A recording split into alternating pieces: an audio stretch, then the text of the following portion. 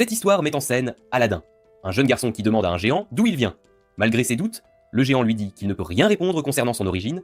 Cependant, devant son insistance, il promet d'exaucer n'importe quel souhait qu'il formulera. Des richesses illimitées, un pouvoir inimaginable ou même l'immortalité seront à lui s'il le désire. Au moment de choisir, Aladdin demande au géant le seul rêve qu'il nourrit depuis longtemps. Nous nous concentrons maintenant sur un jeune homme nommé Ali Baba, qui travaille sans relâche pour réaliser son rêve de conquérir le labyrinthe, ces structures mystérieuses apparues il y a plusieurs années, et dans lesquelles réside un grand pouvoir ainsi que d'innombrables richesses qui sont accordées à la personne qui le conquiert.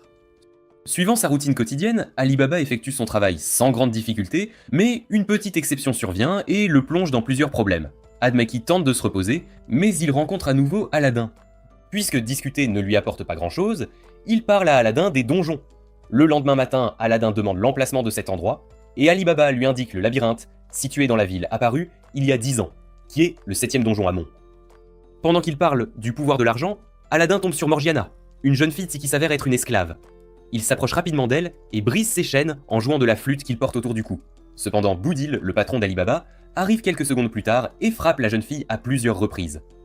À cause de cela, Aladdin lui demande d'arrêter, et alors qu'il est sur le point d'être attaqué par le garde du corps d'un homme, il joue de la flûte, et celle-ci apparaît dans les bras d'un être qui s'occupe instantanément du groupe. Lorsque les bras regardent Morgiana, ils rougissent et se cachent à nouveau dans la flûte, car le capitaine géant, dont le nom est Hugo, est gêné de parler aux femmes. Les gardes de la ville apparaissent à cause de l'agitation, et chacun s'enfuit de la scène de son côté. Après s'être caché, Ali Baba interroge Aladdin sur la flûte, et celui-ci lui révèle que Hugo, son cher ami, réside dans l'objet, et qu'il est également appelé un génie par tout le monde. Ali Baba s'enthousiasme en entendant cela, et pendant ce temps, Jamal, le chef de la ville, discute de la question avec Butel. La nuit, Aladdin raconte à Ali Baba son voyage, et mentionne qu'il a fait une promesse avec Hugo de trouver le récipient métallique du génie, et de trouver un autre génie comme lui. Plus tard, Butel les rencontre, demandant à Ali de payer sa dette ou de travailler pour lui, et le lendemain, ils partent en calèche pour livrer une cargaison de vin de la ville voisine, accompagnés d'un groupe d'esclaves qui seront utilisés pour travailler dans les mines.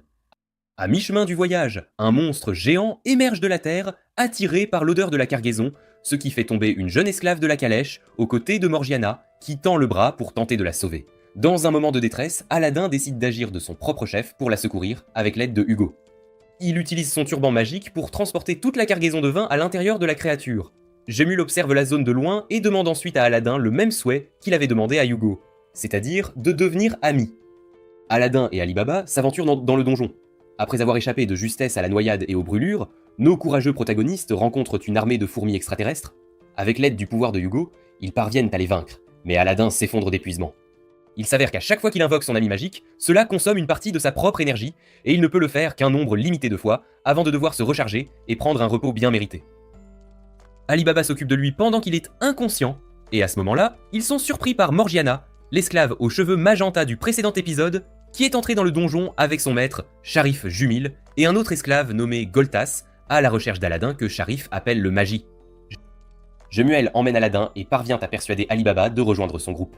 Il continue d'explorer, car c'est au tour d'Ali Baba de désactiver un piège particulièrement dangereux qui l'engloutit dans les flammes une fois désactivé. Aladdin reprend conscience et est laissé en charge de Morgiana, tandis que les deux autres avancent. Quand Aladdin parvient à gagner la confiance de Morgiana, il converse principalement sur le passé de Morgiana et les chaînes qui la lient à Jomu.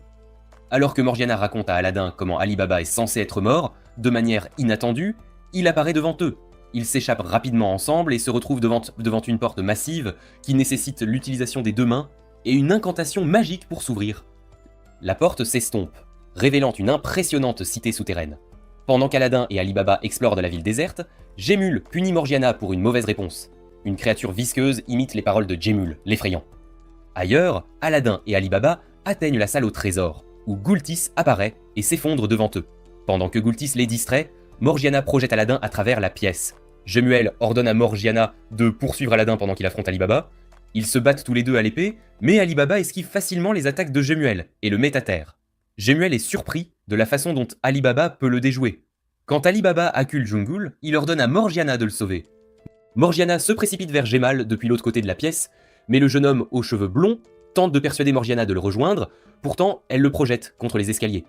Jemuel nargue Ali Baba, maltraite Morgiana et piétine Ali Baba à plusieurs reprises, ordonnant à Morgiana de le tuer. Malgré le souvenir des actions brutales de Jemuel, Morgiana hésite à tuer Ali Baba, mais finit par céder à l'ordre de Jemuel. À ce moment-là, Aladin détruit l'épée de Morgiana et exige que Jomel lui rende sa flûte. Lorsque Morgiana tente d'attaquer Aladin, il combine son pouvoir avec le sien. Se souvenant de la vision de son maître d'un grand magie, Jomel réalise qu'Aladin est ce magie. Jomel demande à Aladin de le faire roi après lui avoir rendu sa flûte, mais Aladin refuse, le jugeant indigne. Plus tard, Aladin et Ali Baba rencontrent Aman qui leur révèle le but des magies. Soudain, la tour est frappée de l'extérieur, la faisant s'effondrer. Malgré l'urgence d'Ali Baba pour que le groupe de Jemul les accompagne, Goltas libère Morgiana et suggère qu'elle parte avec eux, pendant que lui et Jemul affrontent leur destin. En sortant, Ali Baba et Aladin conversent sur leurs objectifs et se promettent de nouvelles aventures. À Kishin, Ali Baba est accueilli par les villageois, mais découvre qu'Aladin a disparu. Pendant ce temps, dans les plaines, des membres du clan Kuda trouvent Aladin endormi. Dans une lointaine terre ancienne, Ali Baba reçoit la visite de Morgiana, qui le remercie profondément d'avoir utilisé le trésor qu'il avait acquis pour libérer tous les esclaves, y compris elle-même. Avec un cœur rempli de gratitude et de détermination, Ali Baba décide d'entreprendre un voyage hors de la ville à la recherche de son ami perdu. Pendant ce temps, dans un village reculé, habité par des nomades, Aladin se réveille et est accueilli par le chef du clan Kuba, Baba. Bientôt, la première princesse de l'Empire Ku, Hakuairen, arrive au village avec l'intention de persuader le clan de rejoindre l'Empire. Cependant, Baba rejette fermement son offre, craignant les conséquences potentielles d'une annexion forcée par l'Empire. Face au danger imminent de la menace de l'Empire, Aladin approche la princesse dans l'espoir de trouver une solution pacifique. La princesse promet de résoudre le conflit sans recourir à la violence. Pendant ce temps, un groupe de marchands d'esclaves kidnappe des femmes du clan Kuba et une équipe de guerriers part à leur rescousse, avec l'avertissement d'éviter de verser le sang pour prévenir une guerre. Pendant qu'Aladin et Baba attendent avec anxiété le retour de l'équipe de secours. Baba partage l'histoire du passé glorieux du clan Kuba lorsqu'ils étaient autrefois l'empire le plus puissant du monde sous le règne d'un roi choisi par un magicien. Après que les guerriers soient revenus avec succès avec les femmes secourues, ayant tenu leur promesse de ne pas verser de sang, Baba prend la décision de rejoindre l'Empire Q, dans l'intérêt de la paix et de la sécurité de son clan. Plus tard, au milieu de la célébration autour du feu, Baba s'excuse un instant et se retire pour satisfaire un besoin personnel. Cependant, son absence se prolonge plus que prévu, et juste au moment où Aladin commence à se demander pourquoi il met tant de temps, une flèche frappe Baba. Alors qu'Aladin se précipite pour prendre Baba et faire soigner ses blessures, Akoué apprend la mort de l'un de ses soldats par une flèche provenant du clan Kuva. Laissant l'armée sous le commandement de son assistant, Reyozai, elle décide d'enquêter elle-même pour découvrir la vérité derrière l'attaque. Cependant, pendant son absence, l'un des soldats de l'Empire Q révèle que le clan Kuba n'a tué aucun de leurs hommes, mais que c'était une tactique pour provoquer la guerre. Radossi confirme ce plan machiavélique et prépare les troupes pour le conflit. Akawe affronte le clan, mais sa tentative de paix est contrecarrée lorsqu'elle est blessée en refusant de se défendre. Baba, qu'Aladin amène là à sa demande, réaffirme sa décision de rejoindre l'Empire Q en tant que protectorat et permet à la princesse de retourner. Cependant, suite à la mort de Baba, due à ses blessures, son esprit se manifeste devant Aladin, révélant sa véritable identité de magicien. En revenant au camp, Akuei découvre le complot de Ryusei pour l'assassiner et prendre le contrôle de la trêve. Dans une confrontation désespérée, elle et son assistant, Césiane, se battent courageusement, mais sont submergés lorsque le récipient métallique de Hakuei manque de Megoy. C'est alors qu'Aladin arrive et utilise ses capacités magiques pour vaincre Ryusei et les troupes. Pendant la confrontation, Aladin remarque le récipient métallique de Hakuei et découvre la présence de Paimon, le djinn enfermé dans le conteneur. Paimon révèle à Aladin que Hakuei est la candidate choisie par un magicien pour devenir le roi de l'Empire Q. Après avoir fait ses adieux au clan Kuga, Aladin informe ses membres d'un esclave nommé Gultas, qui se trouve faire partie de leur clan et leur offre son aide. Plus tard, Aladin rejoint une caravane à la recherche de ses retrouvailles avec Ali Baba. Tandis que Sacha et Leila s'affairent à vendre leurs marchandises dans le marché animé, Morgiana arrive avec une énorme cargaison. Après avoir remercié Sacha et Leila pour leur aide précieuse, Morgiana révèle sa ferme détermination à retourner dans sa patrie pour accomplir un devoir très important. En explorant la ville, le groupe remarque l'absence inhabituelle de la population, causée par la menace constante des bandits.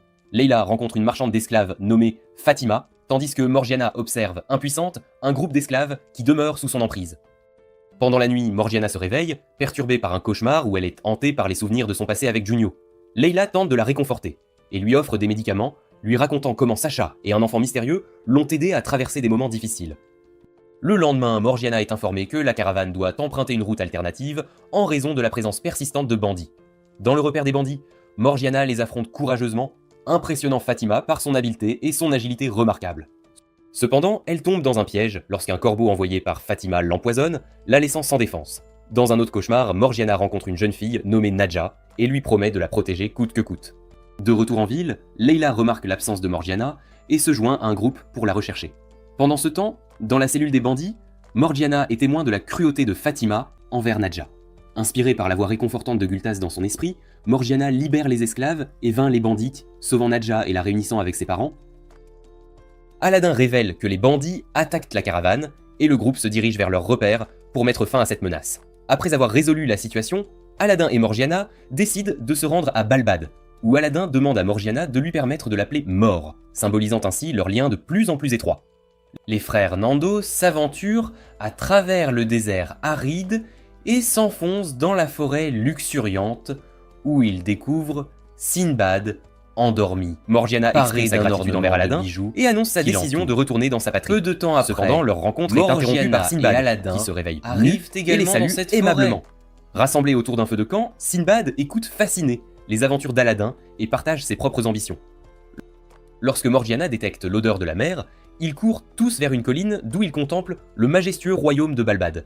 Sinbad leur propose gentiment de leur faire visiter la ville, tout en leur fournissant des informations sur le commerce, la famille royale et les inégalités économiques. En signe de gratitude, il leur offre un logement. Cependant, lorsque les gardes tentent d'arrêter Sinbad, Jafar intervient, lui rappelant son devoir en tant que roi de Sindria.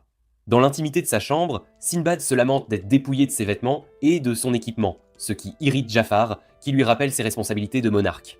Lors d'une audience avec le roi Obmad, Sinbad cherche à rétablir le commerce avec Sindria, surprenant Aladdin en entendant le nom d'Ali Baba lié à la troupe du brouillard. Sinbad décide de régler le problème personnellement et invite plus tard Morgiana et Aladdin à déjeuner, les présentant à ses généraux. Pendant le repas, Sinbad découvre le manque de connaissances d'Aladdin concernant sa propre histoire et lui révèle des informations sur les magis et les djinns.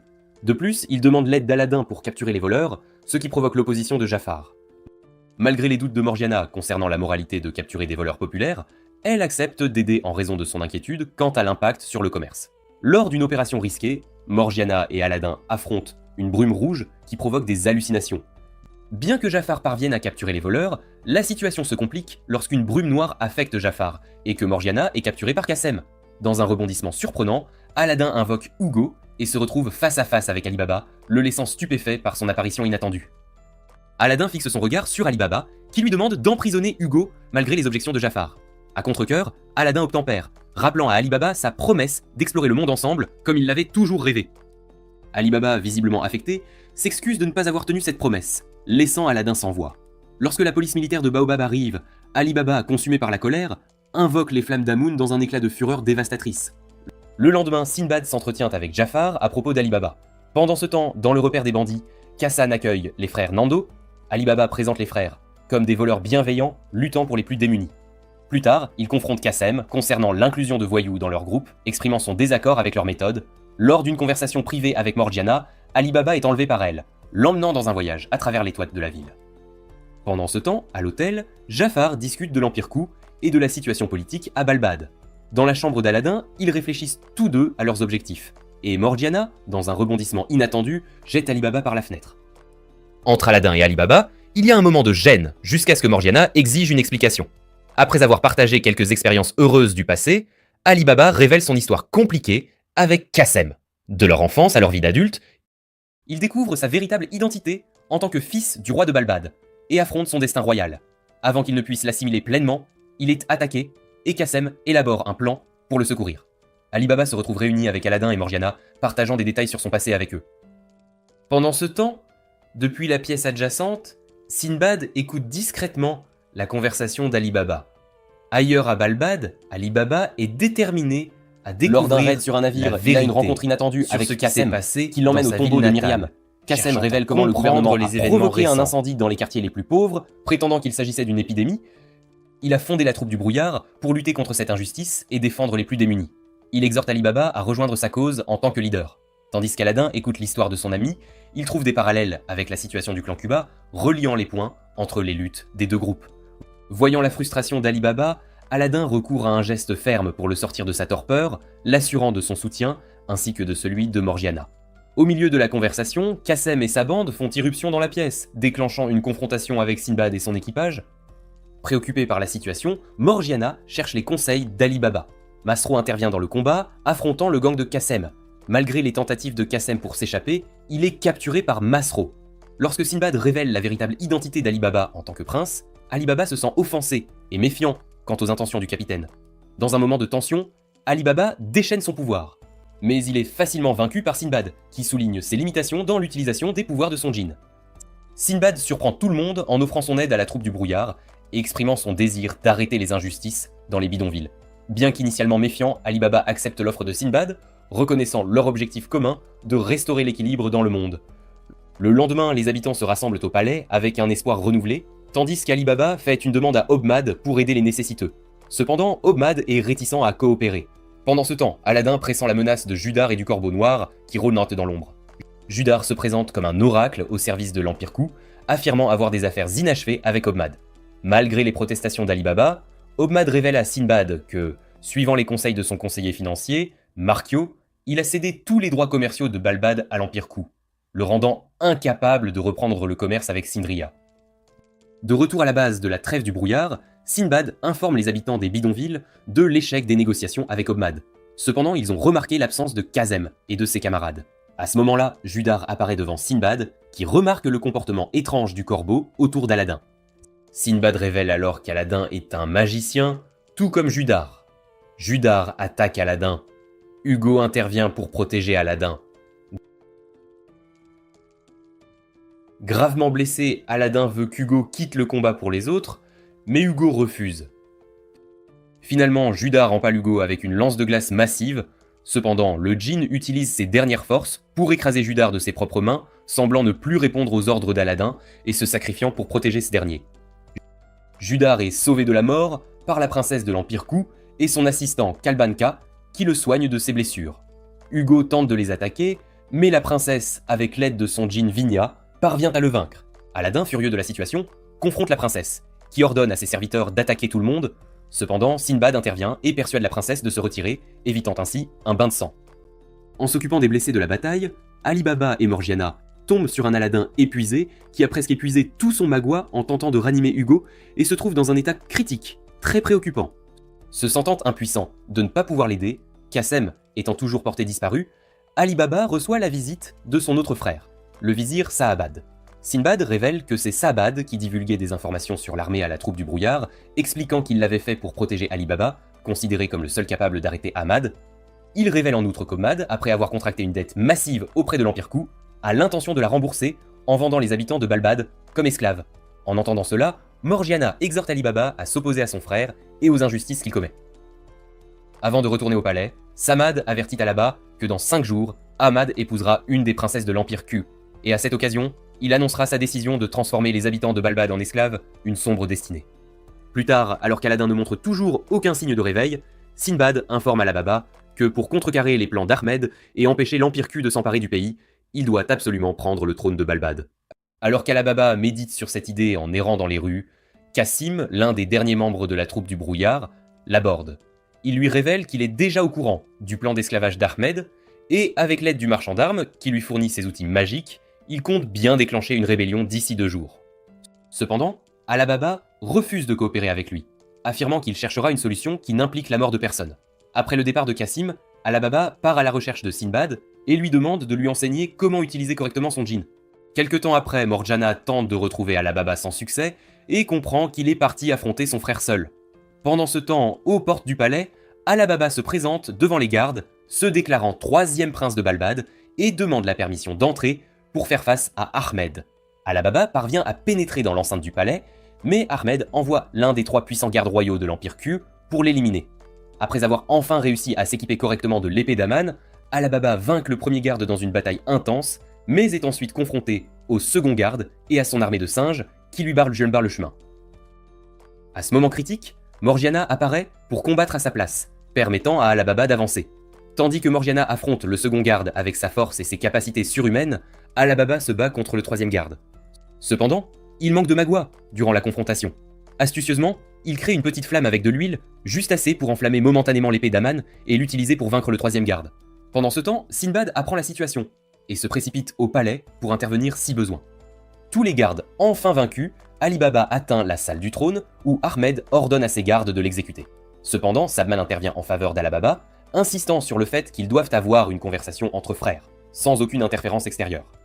La tension dans la salle du trône devient palpable alors que les frères confrontent leurs divergences et tentent de trouver une solution pour l'avenir de Balbad. Tandis qu'Alababa essaie de persuader Ahmad de démissionner, Kogyo-Kuren, la princesse nouvellement désignée, apparaît pour tenter d'arrêter le tumulte.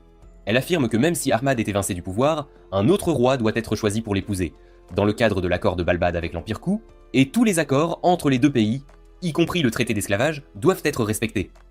En revanche, Ali Baba déclare qu'il n'y aura plus de roi, car la monarchie de Balbad se dissoudra pour adopter un gouvernement démocratique. Sinbad se joint à la discussion, amenant des représentants de sa confédération, l'Alliance des Sept Mers, et propose de discuter de l'inclusion de Balbad dans l'alliance avec l'empereur Ku en personne, ce qui pousse Kogyo-ku à se retirer. Alors qu'Alababa communique sa décision au peuple, le Rouk se rassemble étrangement autour d'Aladin et de Judar, tandis que Cassim et ses hommes s'approchent du palanquin du palais. La foule applaudit la proposition d'Alababa de transformer Balbad en république. Cassim et sa troupe du brouillard arrivent sur les lieux. De loin, Itnan observe la situation. Cassim partage ses vues, affirmant que tout était pour le peuple, mais que les aristocrates les dépouillent avec les impôts. De plus, il crie qu'ils ne peuvent pas ressusciter les morts. Azadev attise la colère de la foule avec sa brume rouge hallucinogène. Cassim ordonne à tous de renverser la royauté, et la foule commence à se rebeller, alors que le Rouk noir se déchaîne. Ailleurs, Jafar tente de réveiller Aladin. Dans le rêve d'Aladin, il se réveille et voit la tête parlante de Hugo. Hugo assure à Aladin qu'il est toujours en vie, mais qu'il a failli mourir lors d'une bataille contre Judar. À Balbad, Markio tente de réprimer le Rouk noir, mais Itnan l'écrase. Itnan permet au Rouk noir de submerger le Rouk blanc. Pendant ce temps, Hugo explique comment le Rouk noir se forme lorsque le cours du destin est inversé. Il explique à Aladin qu'il ne peut plus le protéger et qu'il a quelque chose d'important à lui donner, la sagesse de Salomon.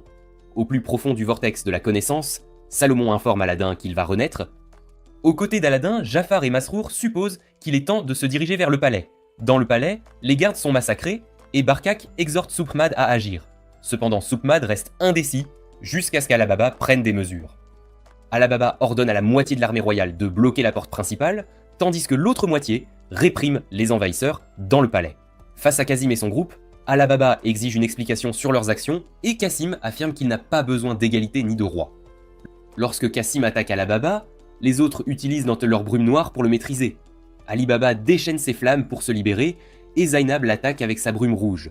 Tandis qu'Ali Baba essaie de rester concentré, les autres tentent de l'achever. Cependant, Ali Baba utilise l'épée démon pour se défendre. Il brise l'arme de Hassan et les épées de tous les autres. Il ordonne à Cassim de battre en retraite, mais Cassim exige qu'Alababa le tue. Alors qu'il s'apprête à brandir son épée, il transforme son arme en dague. Alababa attend Cassim et l'exhorte à cesser de se battre. Cassim remarque qu'Ali Baba est devenu trop doux. Se souvenant des instructions d'Itnan, elle se poignarde avec son épée et rassemble tous les restes des épées brisées de ses alliés qui la frappent. En absorbant tous les objets, Cassim se transforme en une gemme sombre, laissant tout le monde sans voix. La transformation du monstre est un succès, laissant tous les guerriers sous le choc. Sans hésiter, il abat immédiatement plusieurs d'entre eux avec sa fureur. L'une de ses attaques détruit une tour, mais Morgiana sauve un soldat juste à temps. Ali Baba est paralysé face à Cassim. Morgiana s'avance et frappe la tête du monstre, le faisant tomber. Instinctivement, Ali Baba coupe le bras de Cassim, seulement pour voir Cassim se régénérer grâce au Rouk noir. Sinbad explique à Ali Baba qu'il doit tout mettre dans une seule attaque pour vaincre Cassim. Le roi donne du magua à Alababa, et alors qu'Alababa se précipite vers Cassim, Judar l'intercepte et le met à terre. Avec Judar de retour sur le champ de bataille, Itnan explique que ses pouvoirs ont augmenté, lui ordonnant d'achever Alababa. De manière inattendue, Judar prend le contrôle de Cassim et utilise ses lances de glace pour clouer Sinbad au mur. Le méchant fait ensuite pousser des ailes à Cassim et tire plusieurs rafales d'énergie sombre vers nos héros. Après que Morgiana ait évité les attaques de Cassim, Alababa lui demande de le lancer pour qu'il puisse porter le coup final. Elle lance Alababa en l'air et Judar l'attaque. Combinant sa magie de glace avec la magie de saisie de Cassim, Judar brise l'épée d'Alababa. Notre héros demande à Morgiana de tenter une dernière fois. Se souvenant de la détermination d'Ali Baba, son ami arrive. Aladin utilise son Rouk pour se matérialiser sous la forme d'Hugo, se protégeant des attaques de Judar. Aladin utilise ensuite son Har Infigar pour faire fondre la glace, immobilisant Sinbad. Sans perdre de temps, le jeune homme ordonne à Morgiana de ramener Sinbad à la ville. Il dit ensuite à Alababa qu'il n'a aucune chance seul contre Judar. Aladin insiste sur le fait qu'ils ont besoin de l'aide de l'un et de l'autre. Quand Alababa est pessimiste, Aladin révèle que l'espoir de chacun est toujours vivant. Alors qu'Aladin recueille le Rouk blanc des habitants de Balbad, Itnan réalise que le jeune magi a acquis la sagesse de Salomon. Utilisant la sagesse de Salomon, Aladdin absorbe le rouk dans son corps. Il explique à Alibaba qu'il doit porter le coup final à Cassim. Quand Alibaba hésite, Aladdin le rassure en utilisant Ar Infigar, se transformant en flamme qui répare l'épée d'Alibaba. Tandis que Judar leur lance de la glace, le jeune homme parvient à esquiver et finalement à poignarder Cassim. À l'intérieur du djinn noir, Alibaba parle avec Cassim, qui prétend l'avoir méprisé depuis leur rencontre. Cassim se demande pourquoi il est le seul entaché par les ténèbres tandis que le protagoniste rayonne de lumière. Cassim commente qu'il avait le sang de son père inutile coulant dans ses veines, tandis qu'Alibaba a le sang de sa mère en lui. Cassim poignarde Alibaba à la poitrine avec son rouk noir et une partie du rouk blanc d'Alibaba s'écoule en lui. En conséquence, le misérable ennemi entend les mots d'Alibaba briser son épée. Tout à coup, Cassim réalise ce qu'il a fait et qu'il ne pourra jamais être comme Alibaba. Il est temps de battre en retraite. Cassim est absorbé dans le tunnel. Alors que son ami s'éloigne, le jeune homme tente de l'embrasser. Mais il est trop tard. Aladdin regarde Alibaba, tenant son ami décédé. Pendant ce temps, Itnan est attaqué et tombe. Sinbad amplifie sa magie et électrocute Itnan avec un puissant éclair. Sinbad réalise que seule une poupée est tombée. Aladdin essaie de consoler son ami, disant que les morts sont toujours avec eux dans leur cœur et dans le flux du rouk. Les parents d'Alibaba apparaissent devant notre héros, et Aladdin dit à tous de retrouver leurs proches.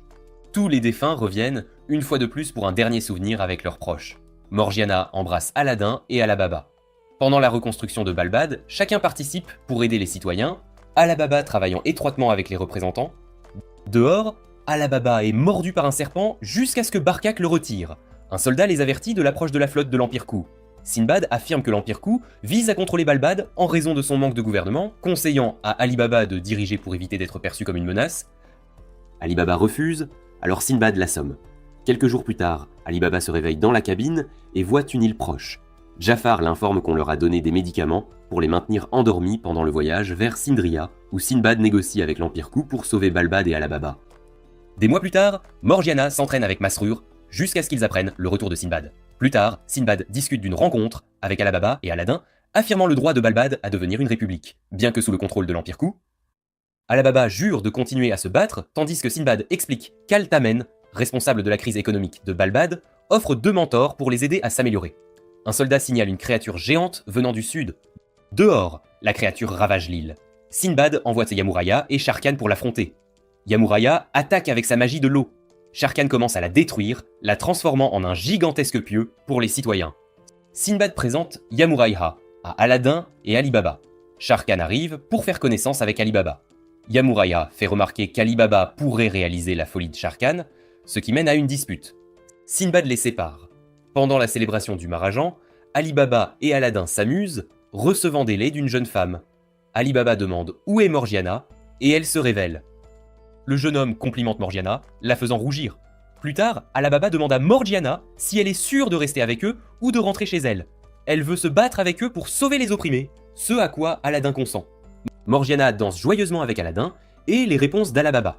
Yamuraya démontre son sort d'invisibilité au jeune Magi, et il est surpris. Pendant ce temps, Alibaba s'entraîne avec Sharkan. Sinbad emmène Alibaba dans un coffre-fort où il lui présente une épée, affirmant qu'elle appartenait autrefois au roi Rachid. Sinbad confie l'épée ancestrale à Alibaba. Morgiana décide de porter les bracelets de cheville représentant ses obligations envers ses amis. Akuryu arrive enfin, et Alibaba entend une voix l'incitant à la haine. Sinbad aperçoit Kogyoku, à la grande surprise de Jafar. Kogyoku tire son épée et la brandit vers Alibaba. Elle défie Sinbad en duel car elle s'est sentie offensée par le roi. Jafar exige que Sinbad s'explique, tandis que Kogyoku commence à verser des larmes. Kubun explique que la princesse Kogyoku s'est réveillée dans le lit de Sinbad et l'a vu dormir nue à côté d'elle. Kogyoku menace de se suicider si Sinbad n'assume pas ses responsabilités. Sharkan et Spartos affirment que Sinbad n'était pas ivre et est allé directement se coucher. Kogyoku raconte ce qui s'est passé au palais.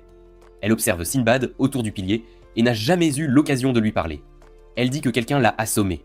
Sinbad demande à ses généraux de le croire, mais aucun d'eux n'a confiance en lui. Kubun insiste pour que Sinbad épouse Kogyoku. Sinbad demande à Yamuraya d'utiliser sa magie pour prouver son innocence. Utilisant un Reikesi superficiel, la magie de l'eau de Yamuraya recrée les scènes. Après avoir prouvé qu'elle avait tort, tout est réglé. Malgré ce qu'il a vu, Kubun refuse de l'accepter. Kogyoku s'excuse auprès de Sinbad. Alors que tout le monde se demande qui est à blâmer, Kubun médite sur ses stratagèmes. Il s'avère que Kubun a fait emmener Kogyoku dans le lit de Sinbad par les 2 vassaux. Puisque le mariage avec Ahmad a échoué, Kubun pense pouvoir faire épouser Sinbad et Kogyoku pour protéger son mode de vie. Cependant, les vassaux avouent Kyoshi que Kubun est derrière cet incident. Hakuryu intervient et s'excuse auprès de Sinbad pour les phrases de ses compatriotes. Kubun embrasse Kogyoku et fait semblant de sangloter. Jafar le remarque et crache sur Kubun. Plus tard, Sinbad parle avec Hakuryu, et quand Hakuryu souligne que Sinbad ment, Hakuryu révèle ses véritables intentions de détruire l'Empire Ku. Ren accompagne Sinbad, qui prévoit d'envahir l'Empire Ku, mais suggère à Ren de se familiariser d'abord avec le lieu et ses habitants. Ren, impatient, n'est pas d'accord. Sinbad le présente ensuite à Saluja d'Ali Baba. Dans la ville animée, deux magiciens s'engagent dans un entraînement intense, échangeant des sorts impressionnants. Tentant l'innovation, l'un essaie de nouveaux sorts, rapidement contrés par la suggestion de l'autre. Pendant ce temps, Sharkan et son partenaire s'entraînent avec diligence. Malgré les défis, le maître de Sharkan l'encourage, l'assurant qu'ils s'y attaqueront à nouveau un autre jour. L'ami d'Aladin lui conseille de changer d'humeur. Aladin apprécie son entraînement exigeant, observant Morgiana lutter pour porter un coffre, démontrant la véritable puissance de son arme. Ren l'interrompt, cherchant Alababa sous les ordres du roi Sinbad. Ren révèle son identité de prince de Balbad, évoquant des souvenirs qui attristent Alababa. Alababa se tord de douleur, révélant une marque de malédiction. Itnan émerge de son bras, attaqué par le roi, qui explique les conséquences de la malédiction avant qu'Itnan ne disparaisse. Le roi calme tout le monde, expliquant sa résistance à la malédiction grâce à son énergie intérieure. Malgré le peu de solutions, il propose une mission sur une île abritant un donjon de guérison. Malgré la tristesse de Ren, son compagnon le rassure car la malédiction est paralysée pour 10 jours. Un monstre marin émerge mais est rapidement maîtrisé, permettant à nos héros de poursuivre leur voyage. Arrivé sur place, ils rencontrent de nombreux habitants. La jeune fille demande à se joindre à leur quête du donjon pour sauver ses parents, mais ils refusent en raison de contraintes de temps, promettant d'aider plus tard. Après un long voyage en bateau, il repère l'emplacement du donjon, mais des fils les capturent, les tirant rapidement vers lui. Le groupe arrive dans une zone mystérieuse ressemblant à une forêt, devant déterminer leur emplacement. Se dirigeant vers une porte menant au trésor, ils rencontrent des créatures parlantes bloquant leur chemin. Malgré les menaces, elles ne représentent aucun réel danger. Ouvrant toutes les portes, ils en trouvent une menant à leur destination, rencontrant un ours qui remplit la pièce, et attaquent lorsqu'il est en colère. Leur travail d'équipe vainc sans effort la créature. En avançant, ils rencontrent une créature humanoïde, Genie 61, serviteur de la Terre, Zagan. Cet ennemi révèle son acte horrible de transformer les humains en arbres en raison de sa haine pour eux. Tentant d'attaquer, ils trouvent la jeune fille captive, en train d'être torturée. Malgré le chemin dangereux, ils avancent avec détermination. Zagan élève le niveau du donjon grâce à leurs puissants alliés, transformant de mignons animaux en monstres dangereux. Trouvant un moyen de les vaincre, Alababa fend un monstre plus grand avec son épée enflammée, tandis qu'Aladin génère des boules de feu. Séparés par la magie, Ren et Morgiana affrontent de coriaces golems, utilisant leur énergie intérieure pour les vaincre. Ses compagnons font face à la même situation, battant les golems. Ren puisant dans son énergie intérieure, et sauvé par les assistants de Morgiana. Morgiana utilise une force surhumaine contre les golems, les faisant entrer en collision. Ren se souvient de mots d'enfance qui ont façonné son présent, se sentant plein de remords après avoir réussi l'épreuve. Zagan suggère que quelqu'un les retient, ce qui conduit à l'explosion émotionnelle et aux excuses de Ren. Ren exhorte les autres à continuer sans lui. Mais Ali Baba, irrité par l'immaturité de Ren, pensant qu'il le méprise, Ren explique comment chercher de l'aide pourrait modifier son passé à Balbad. Leur conflit résolu, ils poursuivent leur mission, libérés du poids gaucher de leur passé. Les alarmes retentissent alors que Judar franchit la barrière protectrice de la ville. Les mesures de sécurité se déclenchent, mais leurs tentatives de contre-attaque sont futiles. Sinbad s'avance pour défendre le royaume. Confronté à de nombreux ennemis, les héros, menés par Morgiana, éliminent rapidement plusieurs des chiens attaquants. Judar interroge l'alliance du roi avec Aladin, un magi qui représente une menace pour lui. Sa question reste sans réponse. Révélant son passé tragique, Judar cherche la sympathie pour ses actions vengeresses, versant des larmes pour se moquer de la pitié des autres, quelle que soit la vérité derrière son histoire. Judar avertit Sinbad des répercussions d'héberger le Manji et ses alliés, invitant potentiellement la destruction sur le royaume. Se retrouvant dans un royaume verdoyant, ils rencontrent une projection de Zagan, ce qui leur sape le moral. Le vrai Zagan se cache dans la salle du trésor. Ali Baba confronte Zagan pour sa cruelle transformation des humains en arbres, incitant la colère du monstre. Malgré la section de son cou, Zagan se régénère sans effort, incapacitant 2 membres du groupe avant que Morgiana ne s'échappe avec eux. Tombant dans un profond puits, Morgiana utilise le pouvoir de son artefact pour les sauver d'une mort certaine, se surprenant elle-même. Avec détermination, elle affronte les entrailles de l'ennemi, utilisant ses chaînes habilement pour le vaincre. Malgré sa victoire, elle tombe blessée au sol. Malgré les appels de son ami, Morgiana est en mauvais état. Titus apparaît, offrant du réconfort à Ren alors que des larmes de joie coulent. S'approchant d'une grande porte, ils l'ouvrent avec les mots « Sésame, ouvre-toi », révélant une ville à l'intérieur. De nouveaux ennemis émergent, désireux de s'emparer des trésors de Zagan et d'affronter nos héros. La jeune fille active son pouvoir contre Aladdin une fois de plus, tandis qu'Ali Baba ressent la douleur de sa blessure. Malgré leur inconfort, ils restent vigilants face à l'ennemi. Observant de loin, les héros voient-ils leurs alliés subir des attaques critiques. Pourtant Aladdin en ressort indemne une fois de plus. Dunya Mustassim, princesse du royaume Mustassim détruit, apparaît aux côtés d'un chevalier nommé Isaac. Irrité par son interrogatoire, Ali Baba affirme le statut de république de Balbad, le menace de le tuer avec son conteneur métallique sombre, démontrant son pouvoir à l'organisation. Se transformant en un monstre sombre, elle manipule le fer, le sable et les minéraux à volonté, effrayant notre héros. Repoussant son attaque, Ali Baba riposte avec des boules de feu, tandis que son allié engage le chevalier. Judar admet au roi son idée de conquérir le monde, mais opte plutôt pour un combat à mort. Kogyoku interroge les motivations de Judar, surprise par son invitation à rejoindre son royaume en tant que général, mais elle n'offre aucune réponse. Le haut commandement se réunit, réalisant que les dégâts causés à la ville par Judar prendront 10 jours à réparer. Maintenant, tout le monde est prêt pour la guerre. Ils attaquent les ennemis aériens avec des flèches, tandis que les magiciens observent attentivement. Dunya continue de libérer tout son potentiel dans les airs, formant un pentagramme. Aladdin tente futilement de réprimer l'attaque, et Isaac empêche toute approche avant que son pouvoir ne s'active. Finalement, sa charge se termine, générant de multiples épées dirigées vers l'équipe. Des milliers de personnes s'écrasent au sol. À des kilomètres de là, les héros continuent de défendre le territoire. Mais le problème, c'est leur nombre écrasant. Dans les airs, Pisty donne un signal qui alarme tout le monde. Elle ordonne aux monstres marins de dévorer les taches sombres de la malédiction. Bien que cela semblait être une bonne stratégie, ils sont instantanément sans vie. Dunja est extatique alors qu'elle déchaîne tout son potentiel et observe les épées laissées au sol. Elle descend, sa transformation s'inverse. Elle dit à Itnan que peut-être maintenant l'organisation pourra reconstruire Mustafim, mais pendant qu'il parle, Ali Baba attaque sévèrement Isaac, tandis que les ennemis remarquent que leurs adversaires ont été sauvés.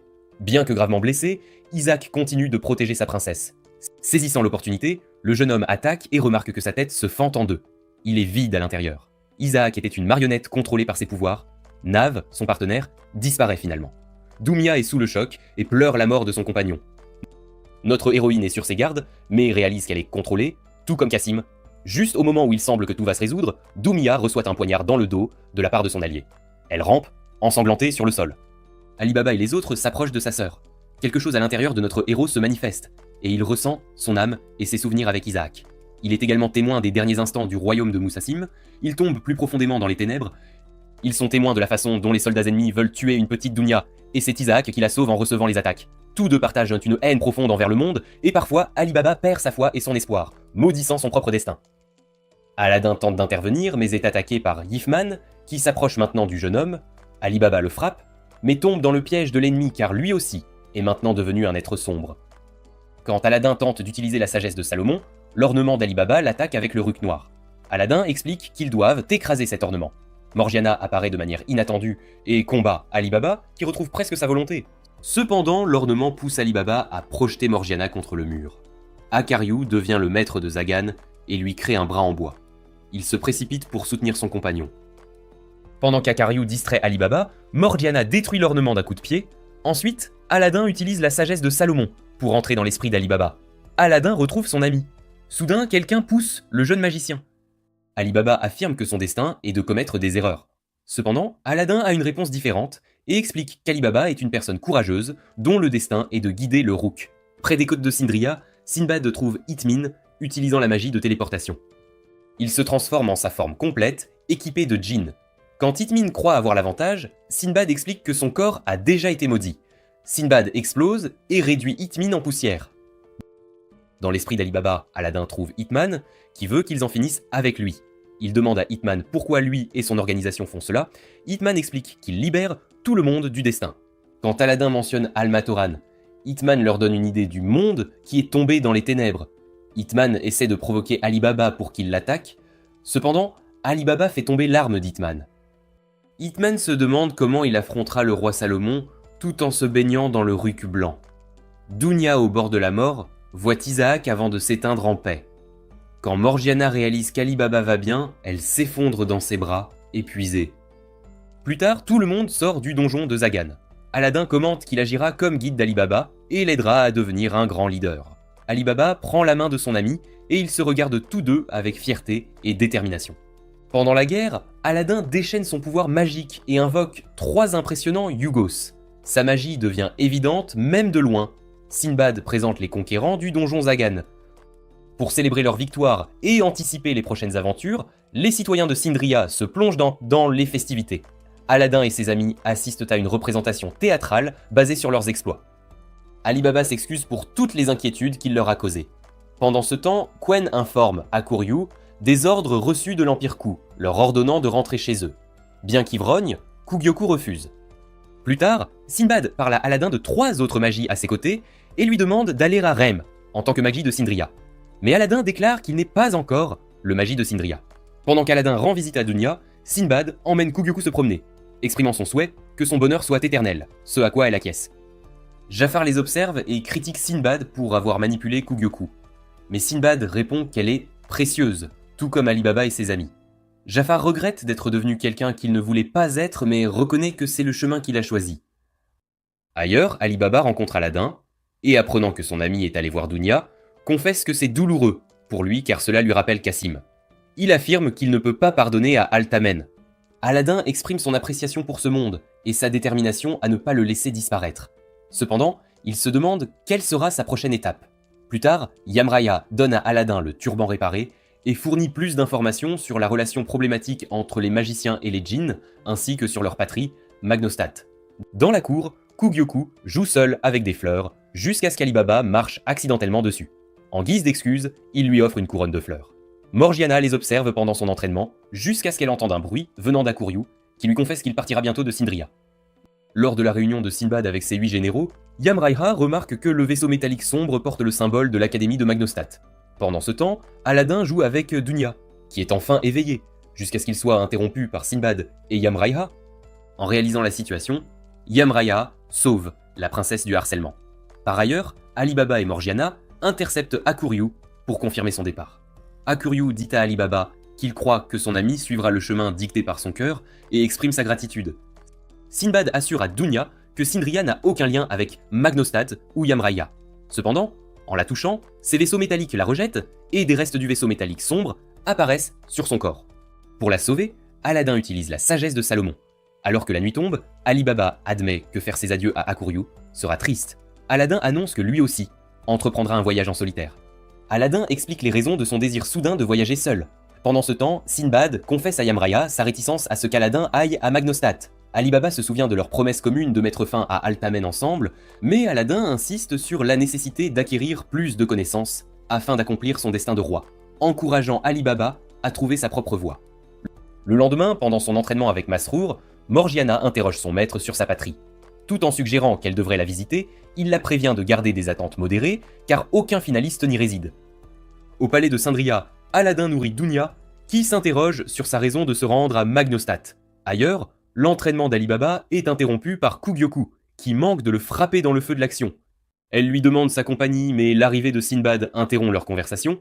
Face à un combat, tous deux déchaînent leur djinn, Sinbad arrête le combat, et Kugyoku déchaîne sa magie extrême, utilisant la magie sonore pour endormir les personnes présentes. Plus tard, Sinbad converse avec Hakuryu, qui cherche une fois de plus le soutien du roi dans sa lutte contre l'Empire Ku, tandis que Sinbad promet d'envisager de le soutenir en cas de besoin.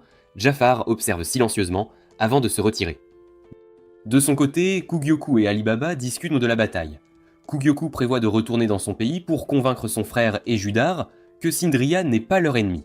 Jafar réfléchit en privé aux actions de Sinbad. Aladdin révèle à Dunya la possibilité de trouver un remède à sa maladie, mais elle admet que son temps est compté. Après avoir confirmé sa décision de voyager seule, Dunya exprime sa gratitude de l'avoir rencontré avant de s'éteindre. Pendant ses funérailles, Ali Baba se souvient des similitudes entre le corps de Dunya et celui de Cassim. Yamraya déplore de ne pas avoir pu l'aider.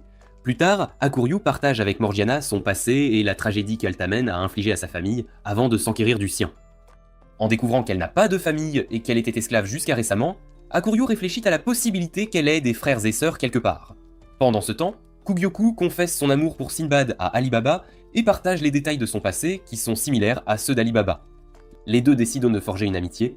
Dans le calme de la nuit, Aladdin se retrouve seul sur une falaise avec une fleur, se remémorant sa conversation avec Dunya. Après avoir affirmé que sa patrie est un lieu inconnu de tous, il laisse tomber la fleur dans la mer. Alors que le groupe se prépare à partir, Yamraiha aide Aladdin à faire ses bagages. Morgiana révèle que sa décision de visiter sa patrie a été influencée par Hakuryu, qu'elle remercie, le faisant rougir. Ensuite, Yamraiha remet à Aladdin l'œil du Rouk, tandis que Masrour avertit Morgiana de la présence de trafiquants d'esclaves. Les 8 généraux font leurs adieux, bien qu'Aladin ait du mal à se souvenir du nom de Spartos. Pendant ce temps, Hakuryu converse avec Jafar et leur exprime sa gratitude. Aladdin et Morgiana sont attristés par l'absence d'Ali Baba pour leur faire ses adieux. Après une dernière conversation avec Sinbad, le groupe prend le large. Cependant, Ali Baba monte secrètement à bord du navire avec ses amis, mais se tient caché. Il prévoit de les surprendre, mais ses tentatives échouent lorsqu'il confond les cabines. Il avait espéré être rapidement manqué, mais il découvre qu'il s'est trompé. Aladdin et compagnie partagent leurs vrais sentiments sur Ali Baba, seulement pour être surpris alors qu'il parle mal de lui, mentionnant son manque de popularité et un incident embarrassant impliquant Morgiana. Bientôt, Ali Baba réalise que le groupe savait depuis le début qu'il était parmi eux. Après avoir dissipé le malentendu, Ali Baba tente d'expliquer pourquoi il les a rejoints. Mais Hakuryu interrompt ses paroles en mentionnant les gladiateurs de Shambhala. Pendant ce temps, à Sindria, Sharkan, Yamraiha, Masrour et Sinbad célèbrent avec une fête, discutant de qui détient les meilleurs records. Sharkan se souvient avoir accompagné Ali Baba pour un verre, mais ce dernier ne faisait que se plaindre de la froideur d'Aladin. Ali Baba et le groupe continuent leur paisible voyage. Ils sont attaqués par cette créature du sud qu'Ali Baba défait rapidement pour prouver sa valeur. Le lendemain, Morgiana remarque un incendie au port du royaume d'Aksha, étant loué pour sa vue perçante par Olba. Bientôt, ils rencontrent des pirates tentant de voler leur navire. Avant de poursuivre leur voyage, nos héros sont attaqués par un groupe de pirates. Ils emploient des outils magiques pour les repousser. Bien qu'ils soient nombreux, ils sont facilement vaincus par Ali Baba et les autres. Olba, qui est aussi le chef de la bande, parvient, grâce à un pouvoir, à jeter nos héros à la mer. Rapidement, l'un de leurs alliés parvient à les sauver tous, mais les pirates réussissent à kidnapper Aladdin, laissant la bande s'échapper avec les provisions du navire. Plus tard, ils arrivent au port d'un empire qui avait également été attaqué par les pirates il y a quelque temps. La marine apparaît sur les lieux, et l'un des chevaliers mentionne que leurs défenses ont été affaiblies en envoyant plusieurs renforts à l'empire de Magnostat, qui tente de s'étendre dans d'autres royaumes. Pendant la conversation, plusieurs personnes demandent de l'aide aux alliés pour secourir leurs enfants, qui sont maintenant entre les mains des pirates. Ensuite, Aladdin se réveille sur le navire des pirates. En inspectant le vaisseau, il remarque l'emblème de Magnostad, sur un outil magique qui absorbe le magouet des enfants pour voyager à travers l'eau. Quand les soldats mentionnent ces outils magiques, Hakuryu fait grandir une petite mer qu'il avait précédemment laissée dans l'une des cargaisons, ce qui servira de guide pour trouver la cachette des pirates. Aladdin arrive à la cachette de la bande, et pendant la nuit, il rencontre leur chef, elle s'appelle Madora, et c'est la mère des pauvres enfants. Le lendemain, Ali Baba communique avec Sinbad pour expliquer la situation. Peu après, ils peuvent atteindre la cachette des pirates en suivant la route du navire. Avec l'aide de Morgiana, ils peuvent traverser les murs de la cachette, et maintenant, ils sont face à face avec l'ennemi. Les compagnons d'Aladin font irruption dans la forteresse des pirates, vainquant toute résistance, tandis qu'Aladin est capturé. Ceux qui arrivent sur les lieux sont surpris de découvrir que tous leurs adversaires sont des enfants, même les plus jeunes, qui menacent de transformer nos aventuriers en toute la progéniture de Midoram, suivie d'une attaque sans plus de mots. Pendant ce temps, Midora s'approche de notre aventurier avec un sourire aux lèvres, tandis que le reste du groupe se bat de toutes ses forces contre ses ennemis. Midora utilise son outil magique, la Sainte Mère Alophane, pour manipuler les sentiments d'Aladin, réveillant ses souvenirs de sa mère perdue depuis longtemps. Elle fait de même avec Ali Baba et les autres lorsqu'ils arrivent pour le secourir. Plus tard, il est révélé que la loyauté inébranlable de l'équipage de Madora envers elle est due à l'effet de l'éventail, et elle prévoit de l'utiliser sur les futurs dirigeants des nations du monde pendant qu'ils sont encore enfants pour contrôler leur nation. Cependant, Aladin parvient à se libérer du sort de Madora, et aide également Ali Baba et Morgiana à retrouver leur lucidité. Malheureusement, Hakuryu tombe sous son influence et se retourne contre ses amis pour protéger Madora. Hakuryu, l'esprit manipulé, affronte ses propres amis jusqu'à ce qu'Ali Baba parvienne à détruire son vaisseau métallique, le laissant épuisé et effondré. Pendant ce temps, Madora tente de s'échapper, mais est capturée par l'armée d'action avec le reste des pirates. De retour au port, les habitants provoquent une émeute et attaquent Madora pendant qu'elle est emprisonnée, mais Hakuryu intervient non pas pour la protéger, mais pour l'exécuter devant les pirates qui jurent de se venger de lui. Quand Ali Baba l'interroge sur ses actions, Hakuryu révèle son véritable objectif: se venger de sa propre mère. Elle s'est alliée à Altamen et a conspiré avec son oncle pour usurper le trône de l'Empire Ku, causant la mort de son père et de ses frères aînés. Réalisant que les enfants sous le sort de Madora sont au bord de la dépravation, Aladin cherche un moyen de les aider. Mais c'est Ali Baba qui prend la responsabilité des pirates, les inspirant à avancer ensemble même après la mort de Madora. Alors que leurs amis regardent les enfants partir pour Sindria, Hakuryu décide de partir sans leur dire au revoir. Quand Morgiana le cherche, il lui déclare ses sentiments et la demande en mariage, mais elle rejette la proposition. Face au départ soudain d'Hakuryu, Ali Baba essaye de le raisonner, craignant qu'il ne finisse par souffrir comme Cassim l'a fait lorsqu'il a tué son propre père. Cependant, Aladdin décide d'affronter Hakuryu seul. Après un adieu en bonne et due forme, Aladdin retrouve ses amis alors qu'ils se préparent à poursuivre leurs chemins séparés. Aladdin, Ali Baba et Morgiana célèbrent une dernière fête ensemble avant d'emprunter des chemins différents, promettant de se retrouver dès que possible. Alors qu'Ali Baba et Morgiana continuent leur voyage par la mer, chacun avec une destination différente, Aladdin s'aventure vers Magnostat sur son turban magique, jusqu'à ce qu'il décide de se reposer et monte dans une calèche de passage, avec l'instruction de ne pas déranger l'autre passager qui l'accompagne. Lorsque le convoi est attaqué par des bandits, il est révélé que l'autre voyageur est le prince Kumeiren de l'Empire Ku, qui défend le groupe en éliminant les assaillants avec son vaisseau métallique, formant ainsi une amitié avec Aladdin. Aladdin lui tient compagnie pour le reste du voyage vers Magnostat. En atteignant leur destination, Kumei et Aladdin se disent temporairement au revoir. Pour obtenir l'entrée dans le pays, le jeune magicien doit démontrer ses capacités magiques en passant un test avec l'aide d'une gemme spéciale que lui a donnée Yamraya. Cette gemme lui permet de dissimuler sa vraie nature et d'éviter de manifester le rouk autour de lui. Contraint de canaliser sa magie uniquement à travers sa propre magie, Aladdin est placé dans la classe la moins bien classée de l'Académie de Magnostat, connue sous le nom de 6e codeur. Sous la direction de son professeur Myers, il s'immerge dans une routine rigoureuse d'entraînement physique aux côtés de ses camarades de classe. Myers révèle que dans 2 mois, ils auront un autre test, et ceux qui ne le réussiront pas seront expulsés de l'académie. Parmi ses pairs, Aladdin rencontre Sphintus, son colocataire, qui le méprise initialement pour avoir été affecté à une classe de rang inférieur, mais finit par devenir son ami en observant son dévouement et ses efforts. L'entraînement intensif de Myers se poursuit pendant 1 mois, et de nombreux étudiants quittent l'académie en raison des difficultés. Cependant, Aladdin et 4 autres étudiants persistent. Myers révèle alors que le but de l'entraînement était de renforcer leur corps afin qu'ils puissent exploiter plus de Magua dans leur magie. Les résultats de leur travail acharné deviennent évidents lorsqu'ils découvrent que leur pouvoir magique a considérablement augmenté. Après 1 mois de cours de magie intensif, le moment de l'examen d'Aladdin arrive, qu'il réussit avec un grand succès. En conséquence, il est promu directement de la 6e à la première classe de codeur, la classe la mieux classée de l'académie. Pendant ce temps, Ali Baba arrive enfin à sa destination, l'Empire Rhin. Après être tombé victime de la tromperie et avoir été dépouillé de tous ses biens pendant son voyage, Ali Baba, épuisé et affamé, arrive enfin au Colisée de l'Empire Rhin, espérant rejoindre les gladiateurs de Shambhala pour poursuivre son entraînement. Cependant, ayant égaré sa lettre de recommandation de Sinbad, Toto, l'un des gladiateurs, refuse de lui accorder une audience avec le chef après l'avoir facilement vaincu au combat. C'est alors qu'Ali Baba trouve protection auprès des frères Nendo, anciens membres de la troupe Fogg, qui ont amassé des richesses grâce à un casino qu'ils ont établi à Rhin. Après s'être complètement rétabli, Ali Baba affronte le chef des gladiateurs, Shambal Ramul, demandant une revanche avec Toto. Avec ruse, il parvient à le vaincre en le dépouillant de son armure sans lui causer de mal. Plus tard, lors de leur rencontre, Shambal découvre que le corps d'Ali Baba abrite 2 types distincts de Magua, ce qui pose un conflit qui non seulement entrave sa maîtrise du djinn équipé, mais pourrait aussi mettre sa vie en danger s'il n'apprend pas à le contrôler. Impressionné par son potentiel, Shambal accepte Ali Baba comme son disciple, mais impose la condition de payer pour son enseignement. Pour ce faire, il organise une bataille dans le Colisée contre une bête féroce, et parmi les spectateurs se trouve Scheherazade, la grande prêtresse de Rhin.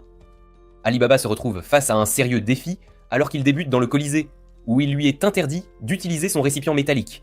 Contre Garda, un imposant singe monstrueux, il est désavantagé. Malgré ses blessures, il essaie de se rendre, mais ses supplications tombent dans l'oreille d'un sourd, alors que la foule exige un combat à mort. Le bras gauche cassé, Ali Baba évoque des souvenirs de son enfance avec Cassim, se rappelant comment il vainquait des adversaires bien plus grands avec ruse. Utilisant son esprit et tirant parti de l'environnement, il parvient à renverser la situation et à vaincre Garda. À ce moment-là, Shambal perçoit que les 2 types de Magua et le corps d'Ali Baba ont fusionné en un seul, réalisant que l'autre Magua en lui appartient à Cassim. Après quelques jours, Ali Baba se remet de ses blessures, révélant qu'il a acheté la liberté de Garda, et maintenant le singe gigantesque prend soin de lui, avec respect. Par cet acte, Shambal reconnaît le potentiel et la noblesse d'Ali Baba, l'acceptant finalement comme son disciple. Pendant ce temps, Morgiana atteint enfin sa destination sur le continent noir, marquant le début de nouvelles aventures et de défis pour elle. Déçue d'apprendre que la région Qatari où elle est née n'est plus habitée par les Fanali, Morgiana est sur le point d'être attaquée par des marchands d'esclaves lorsque les frères d'Ali Baba, Ahmad et Sabmad semblent intervenir pour la sauver. Alors qu'ils emmènent Morgiana rencontrer un chef du village local de Toran, Sabmad révèle qu'après avoir été évincé du pouvoir à Abalbad, Sinbad a recruté les frères pour travailler comme archéologues et enquêter sur les mystères de l'insaisissable culture Toran. après avoir appris que les Fanalis se sont réinstallés de l'autre côté d'un gigantesque canyon, connu sous le nom de Grande Faille, Morgiana décide de le traverser pour enfin retrouver les siens, bien qu'elle ait été avertie que personne n'en est jamais revenu. En atteignant le fond de la crevasse, Morgiana rencontre une maison et est accueillie par l'Union des Magies, qui lui réaffirme qu'une fois qu'elle aura traversé de l'autre côté, elle ne pourra plus revenir, même avec ses pouvoirs. Pendant ce temps, à Magnostat, Koumei est informé que son père, l'empereur, est décédé et qu'il est rappelé chez lui. Avant de partir, il avertit le gouvernement de Magnostat de se rendre, sinon ils seront envahis par l'Empire Ku, et il a une brève rencontre avec Aladin. De retour dans l'Empire Ku, Akwei retrouve son frère Akuryu, mais elle semble mécontente de lui pour une raison quelconque, lorsque leur frère et gouverneur général, Quenren, apparaît devant eux. Les héritiers du trône de l'Empire Ku se rassemblent pour pleurer la perte de leur père et délibérer sur sa succession. Lors de cette réunion, Akwei se souvient avec tristesse comment son frère Akuryu est devenu impitoyable après avoir acquis Zagan et s'être élevé au rang de général, bien que son armée soit exclusivement composée de créatures soumises par lui. Il est évident que leur frère aîné, Kuwen, sera choisi comme nouvel empereur. Cependant, un conflit surgit à la cour royale lorsque la mère et impératrice Gyoquenren est proclamée prochaine souveraine, selon un testament prétendument laissé par son défunt mari. Cette situation génère des tensions, bien que Gyokwen affirme qu'elle cédera finalement le trône à Quen, une fois son ambition de conquérir le monde entier assouvie. Après la réunion, Akuryu tente de persuader Akwei de le rejoindre contre leur mère, mais ses efforts sont vains. Déterminé à venger son père et ses frères trahis par Gyokwen, Akuryu choisit de l'affronter seul. Cependant, malgré son pouvoir nouvellement acquis, il est vaincu par elle. C'est alors que Judar lui propose de l'aider dans sa quête de vengeance, à condition qu'il soit prêt à maudire son destin. Un an après la séparation de ses amis, Aladin excelle dans ses études, montrant des progrès notables qui culminent par une performance exceptionnelle à l'examen final du premier cycle. Grâce à ses capacités magiques, il crée un mirage monumental qui impressionne tout le monde à l'académie. Ses amis étaient incertains qu'il serait récompensé comme le meilleur étudiant du premier cycle, mais ils furent perplexes lorsque l'honneur fut décerné à Titus Alexius de l'Empire Rhin. Alors qu'Aladin s'installait dans sa nouvelle chambre, Titus s'approcha avec l'intention de nouer une amitié, reconnaissant le talent d'Aladin comme un étudiant brillant. Cependant, le geste amical s'est estompé lorsque, dans un moment de méfiance, Aladin a touché Titus, en pensant que c'était une fille. La réaction furieuse de Titus fut apaisée par l'intervention de Matal Mogamet, le chancelier de l'académie, qui fut témoin de la scène. Mogamet annonça qu'Aladin et Titus subiraient un test de compétence par le biais d'une confrontation pour déterminer leur aptitude aux classes avancées. La bataille fut intense, les deux jeunes hommes démontrant une maîtrise exceptionnelle de leurs pouvoirs magiques respectifs. Cependant, le duel atteignit un point critique lorsque les joyaux incrustés dans les bras des deux étudiants furent accidentellement exposés. Reconnaissant la rareté de ces gemmes, Mogamet décida de recommander personnellement les deux étudiants pour les classes avancées. Cependant, la paix fut de courte durée. Quand Aladin chercha à discuter de la signification des joyaux avec Titus, ce dernier l'attaqua soudainement, le laissant inconscient, malgré l'intervention de Mogamet qui ordonna que Titus soit placé à l'isolement.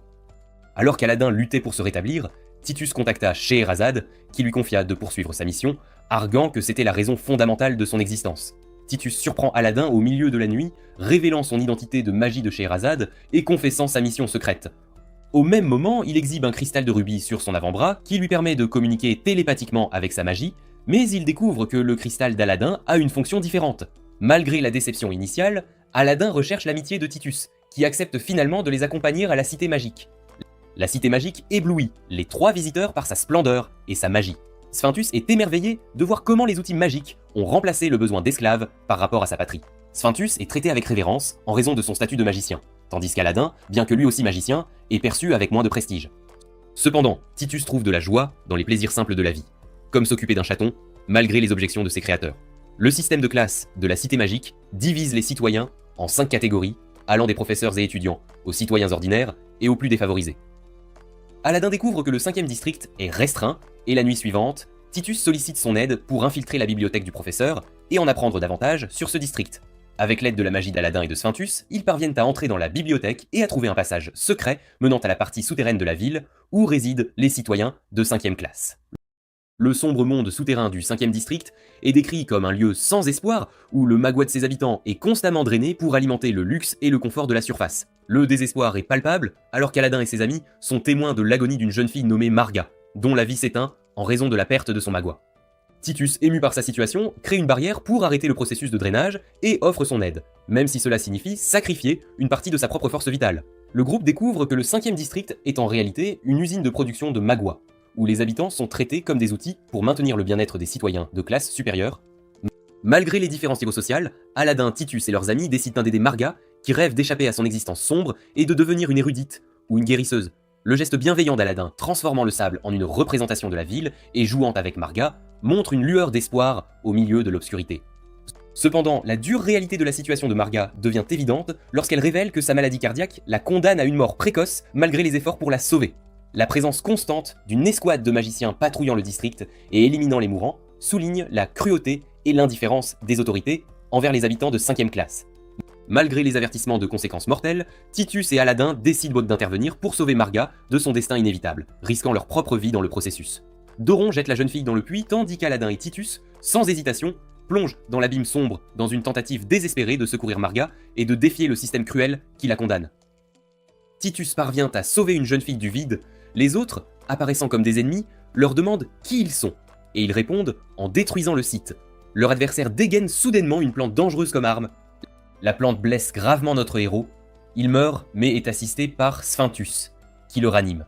Quand tout semble perdu, un éclair frappe le monstre, qui est exécuté par Myers. Elle réprimande les personnes présentes. Aladin est ensuite jugé pour avoir enfreint la loi, en infiltrant le district, mais heureusement, il est pardonné. Mogamet demande alors à avoir une conversation. Au cours de la discussion, il interroge Suryam Raiha, mentionnant le lien qu'ils ont partagé pendant plusieurs années. Après avoir confirmé que le directeur est une bonne personne, Aladin s'interroge sur le motif qui a poussé Mogamet à détruire l'Empire Mustang. Et pour tout résoudre d'un coup, il convoque les étudiants et commence par affirmer que le Rook est l'énergie qui meut le monde. Cependant, ils n'ont jamais façonné le cours de l'histoire. D'autres empires ont été ceux qui ont modelé la trajectoire du monde, principalement gouvernés par les Goïs.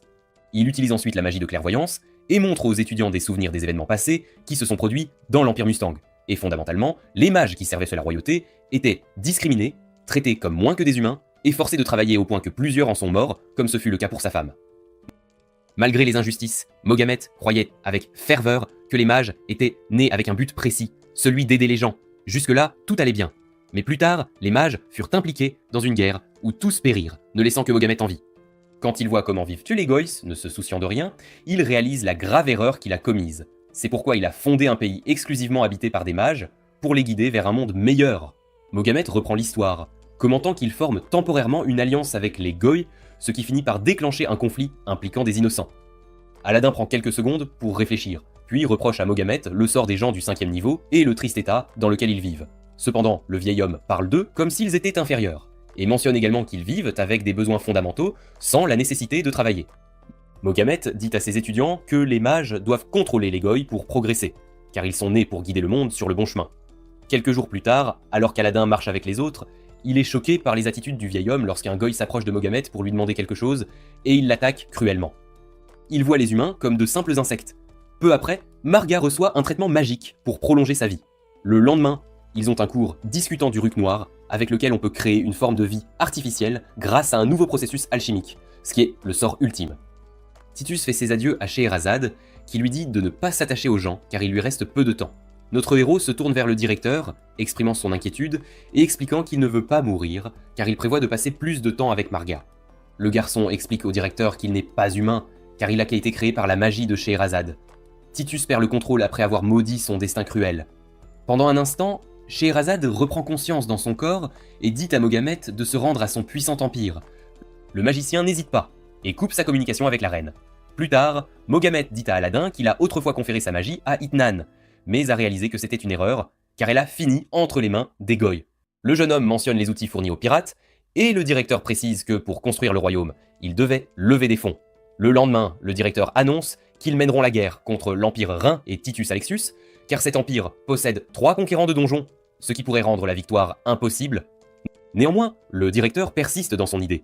Ce qui se passe quelques jours plus tard, c'est que la nouvelle de la guerre se répand rapidement dans tout le royaume. Les magiciens sont prêts à apparaître au combat, et Titus, bien qu'inquiet, se prépare tout de même à affronter l'ennemi. Il ressent de la douleur en se remémorant certains souvenirs, il rencontre un Aladin nouvellement arrivé, qui lui dit qu'il rejoindra lui aussi la bataille, afin de prévenir un possible désastre pour le destin des autres royaumes. Le lendemain matin, ils se préparent au combat. L'armée de Rhin arrive à l'Empire, menée par Scheherazade. Leurs troupes avancent, mais sont arrêtées par une barrière magique qui les empêche de poursuivre l'invasion. Le directeur explique que le royaume possède de multiples couches de protection. Les alliés distraînent les soldats pour les maintenir occupés, brisant les couches, tandis qu'ils activent leur pouvoir pour vaincre avec succès plusieurs ennemis. Soudain, plusieurs navires annelés commencent à larguer des bombes sur ce qui serait le toit du royaume. Après de nombreux coups, le sceau se brise et maintenant les soldats avancent avec détermination. Ailleurs, Aladin est témoin des pertes de la bataille et avec des sentiments mitigés, décide de s'approcher du champ de bataille. Soudain, il s'arrête à mi-chemin alors qu'il rencontre une grande machine qui se débarrasse de tout le monde en quelques secondes, créant une explosion massive. Juste au moment où il semblait que c'était la fin pour l'armée de Rem, les troupes les plus importantes émergent sur la scène et peuvent rapidement s'occuper de la majorité de l'armée alliée. En réponse, les magiciens décident de recharger l'arme une fois de plus. Voyant que cette machine est alimentée par des goyes affaiblis, Aladin la détruit et se dirige vers le champ de bataille. Aladin décide d'utiliser ses pouvoirs, mais trouve cela impossible. Heureusement, les magiciens le sauvent de cette situation inattendue. Un combat très difficile s'ensuit entre les deux camps. Aladin utilise sa magie pour détruire le terrain et détourner l'eau de la rivière vers les ennemis. Les magiciens profitent que tous les ennemis soient sous l'eau et invoquent un éclair pour achever les troupes restantes.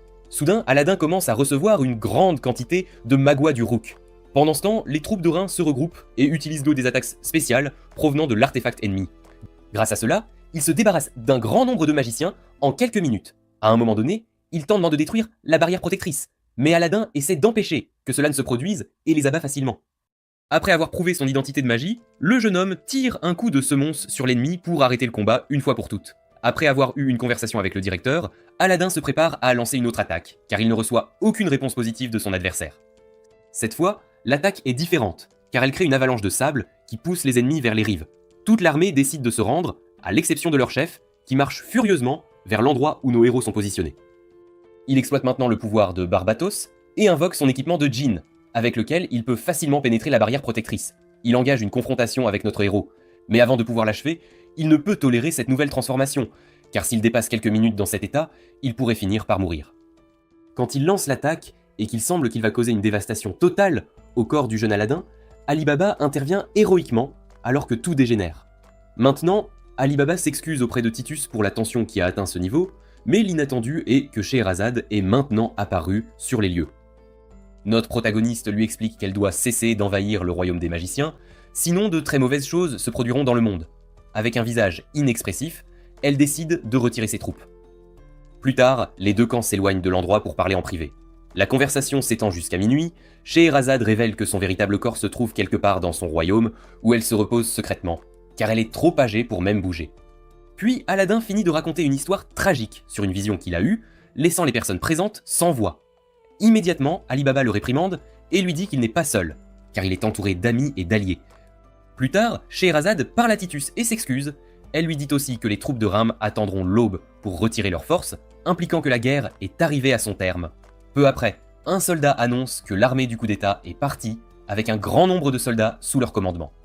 Mogamet se retire du site pour préparer l'attaque, mais une congrégation de personnes du 5e niveau commence à se plaindre de tout ce qui se passe. Alors que les souvenirs de sa haine envers les Goy refont surface, Mogamet explose et commence à attaquer violemment plusieurs d'entre eux. Clairement, tout le monde est surpris car il ne connaissait pas les véritables pensées du directeur envers la population Goy.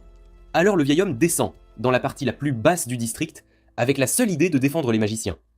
Il entre dans une pièce secrète, où il utilise les corps de plusieurs condamnés à mort pour produire le Ruk Noir, avec lequel il peut contrôler le djinn qu'il a créé lorsque Mogamet a rencontré Itnan.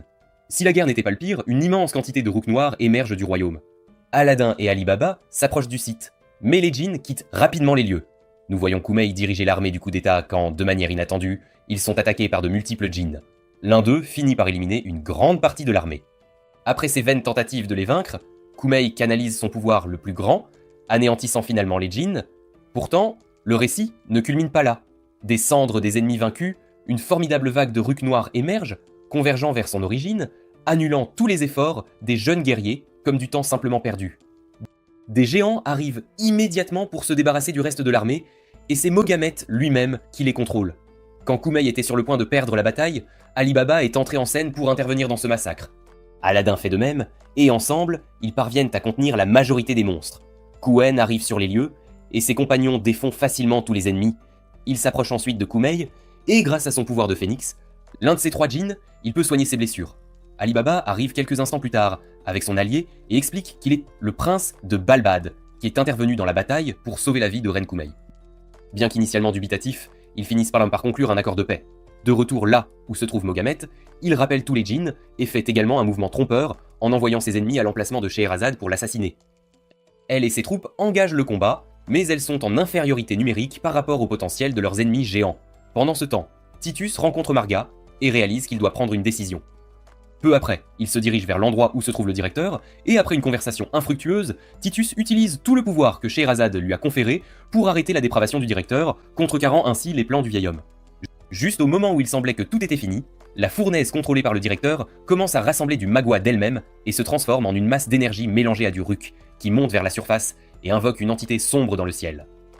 Témoin de ce cauchemar, Aladdin ordonne à Quen de retirer immédiatement ses troupes de la zone et convoque également tous les djinns présents pour expliquer la situation à laquelle ils sont confrontés. Ils disent à leurs propriétaires qu'ils doivent détruire le médium pour empêcher la fin du monde, car cette bête nommée Il-Ila est l'incarnation du mal. Après avoir entendu l'explication, Quen s'intéresse à Aladdin, qui est le représentant de Salomon. Profitant de cela, le garçon lui dit qu'il leur racontera l'histoire du monde s'il aide à détruire le médium. Quen accepte rapidement l'accord, envoyant un signal à tous les conquérants de Ku pour qu'ils soient prêts au combat. Il active son équipement de djinn, suivi par Kumeil et Ali Baba, qui font de même. Plus tard, le médium commence à créer une armée de monstres pour détruire le royaume plus rapidement.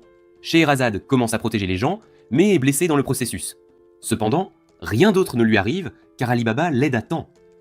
Quen apparaît sur les lieux, accompagné de ses frères, et après les avoir rencontrés, ils commencent à travailler ensemble, étant protégés par Kumeil. Après plusieurs tentatives infructueuses pour détruire le médium, Aladdin mentionne qu'ils doivent vaincre tous les géants pour affaiblir la barrière du médium. Se mettant au travail, Komun commence à détruire plusieurs doujins et change instantanément son équipement pour celui d'Agueris. Il extrait une grande quantité de terre jusqu'à atteindre son noyau, générant un flux de lave qui réapprovisionne le Magoy de son premier conteneur métallique. Il réussit à détruire quiconque croise son chemin une fois de plus, mais en raison du nombre élevé d'ennemis, Komen emmène Alibaba là où se trouve la lave pour recharger le Magoy de son conteneur afin qu'ils puissent combiner leurs attaques ultimes, créant ainsi une magie puissante capable d'arrêter momentanément la création du doujin. Bien qu'il semble que la magie, même à son état extrême, ne suffise pas, Komen continue d'ajouter plus de flammes au lancement de l'attaque, créant une magie encore plus puissante qui endommage gravement le médium. Quand Alibaba voit enfin son opportunité de lancer l'attaque, celle-ci s'avère être exactement ce qu'il fallait pour transpercer complètement l'ennemi, le faisant exploser en morceaux dans les airs. Malgré les efforts combinés d'Alibaba et de Kowan, la barrière du médium est restée intacte, scellant le volcan pour empêcher le réapprovisionnement de son Magoy. Peu après, le médium a pris une forme grotesque, presque humanoïde, absorbant la racine blanche de tout ce qu'il touchait. Après avoir infligé de graves dommages à Kowan et Alibaba, les frères de Kowan ont uni leurs forces pour lancer une série d'attaques puissantes contre lui, seulement pour découvrir qu'en le jetant dans l'océan, il devenait encore plus fort en absorbant le rouk de la mer. De retour au palais Q, Joaquin observait la bataille avec étonnement, se remémorant son passé en tant que l'une des magies de Salomon et Almatoran avant de le trahir. Épuisé par la lutte constante, Aladdin et ses compagnons pouvaient à peine contenir le médium, alors qu'ils commençaient à extraire l'Il-Ila des cieux. À ce moment-là, Sinbad apparut pour les aider, accompagné de Drekan, Yunria et d'autres réceptacles royaux de l'Alliance des Sept Mers. Surpris par leur arrivée soudaine, Sinbad informa Aladdin que Yunin et Morgiana les avaient déjà avertis de la situation et qu'ils rejoindraient également la bataille contre le médium. Alors que les magiciens s'efforcent de secourir les blessés à Manestat, Mu et les autres navires de Rime rejoignent la bataille.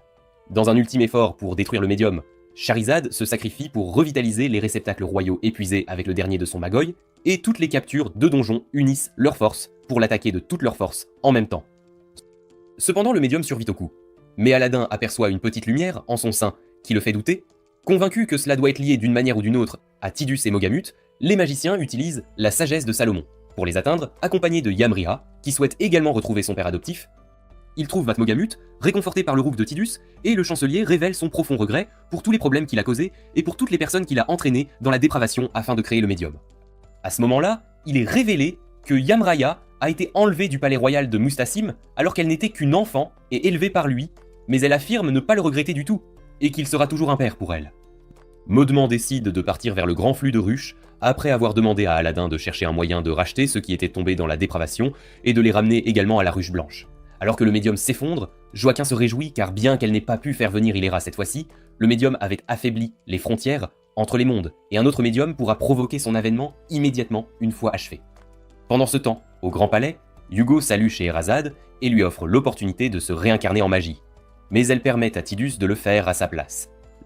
L'Empire Q concentre alors son attention sur la conquête de Magnastat, mais Sinbad déclare que Sindria et ses alliés ont uni leurs forces avec l'Empire Rim et qu'il prendra la garde du pays pour sa reconstruction. Cowan décide d'emmener Aladin avec lui et de lui faire remplir sa part du marché, mais leur discussion est interrompue lorsque Titus, désormais réincarné comme l'un des nouveaux magis de Rhin, apparaît devant eux, à la grande joie de ses amis. D'autre part, Judas et Akariou, qui observaient toute la bataille de loin, rassemblent tout le rouk noir dispersé du médium avant de partir avec lui. Akariou fait ses adieux à Aladin et aux autres, déclarant que pour suivre le chemin qu'il a choisi, il doit les affronter. Fin. Merci d'avoir regardé, veuillez aimer, vous abonner et cliquer sur l'icône de la cloche pour recevoir de nouveaux résumés d'anime.